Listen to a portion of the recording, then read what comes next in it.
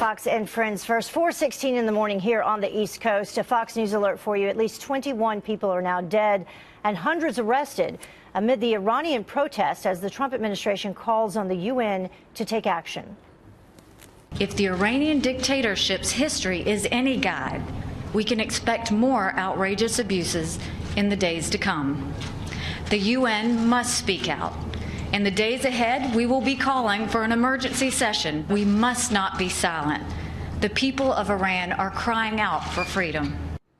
We're here now to weigh in is the managing director for the Israel Project, Omri Saran. Thank you so much for joining us. We appreciate it this Thanks morning. for having me. Yeah, so lots going on in Iran with these protests. President Trump tweeting his opinion on it, but you say, and as we were just discussing that he also needs to act. Yeah, you know, the president has been very clear that his support and his administration's support for the protesters isn't going to be rhetorical. It's not.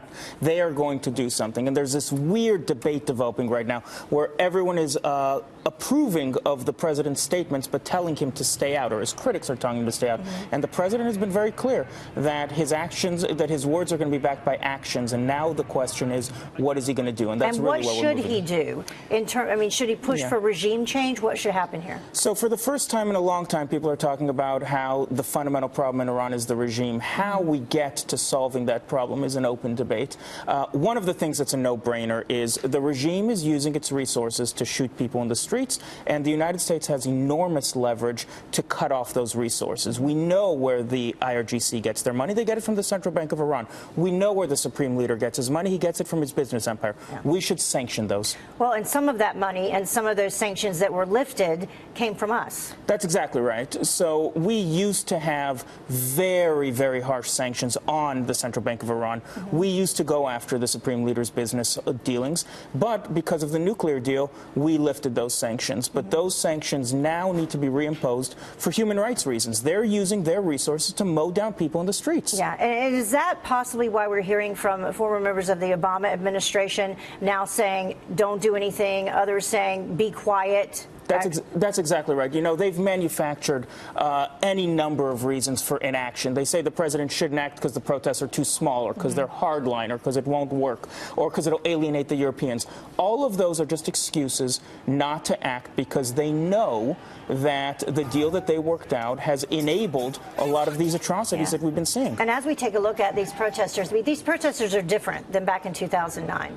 That's absolutely right. These protesters are being driven by economic concerns. In 2009, it was much more political concerns, middle class. These protesters say, listen, billions of dollars have been coming into Iran since the nuclear deal, and we haven't seen any of that. And the reason we haven't seen that, the protesters say, is because the regime has been taking the money that they got and spending it in places like Syria and Lebanon and funding Hamas in Gaza. And the protesters are chanting, enough is enough. The regime is committed to spending its windfall overseas. We have to get rid of the regime.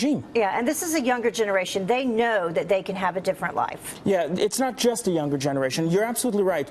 These people now know they can have a different life because cell phone penetration has increased by something like 40 times since 2009. So these people know they can have a different life. But really what is going on is you're seeing economically disadvantaged people saying, listen, billions have been flowing into this country since the nuclear deal, and we haven't seen any of it. All right. Thank you so much for joining us. We'll have you back because it looks like that this is not going to end anytime soon. Thank you. All right.